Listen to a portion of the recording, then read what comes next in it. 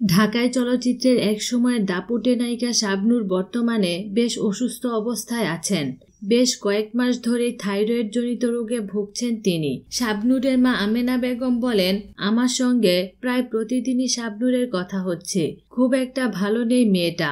Thyroid নামের যে রোগে ভুগছে শাবনূর, সেটা খুব ভয়ঙ্কর, আর দিন দিন এর প্রকোপ বেড়েই চলেছে। হঠাৎ করেই সারা শরীর কেঁপে ওঠে তার, মেজাজ খিটখিটে হয়ে যায়। শাবনূরের বাচ্চাটাও ছোট। বেশ টেনশনে সময় কাটছে আমার। অস্ট্রেলিয়ায় যে ডাক্তারের তত্ত্বাবধানে শাবনূর রয়েছেন, তিনি জানিয়েছেন পুরো 1 বছর তাকে নিয়মিত ওষুধ খেতে হবে। তিনি আরও বলেন, থাইরয়েড রোগটি বিভিন্ন ধরনের হয়ে থাকে।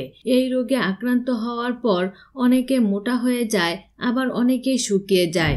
শাবনূরের শরীর অসুস্থতার জন্য দিন দিন শুকিয়ে যাচ্ছে। শাবনূরের দ্রুত সুস্থতা কামনা করে সবার কাছে দোয়া চেয়েছেন শাবনূরের মা আমেনা বেগম। বিনোদন জগতের নিত্য নতুন খবরাখবর জানতে আমাদের চ্যানেলটিতে সাবস্ক্রাইব করার জন্য আপনাকে আন্তরিক ধন্যবাদ।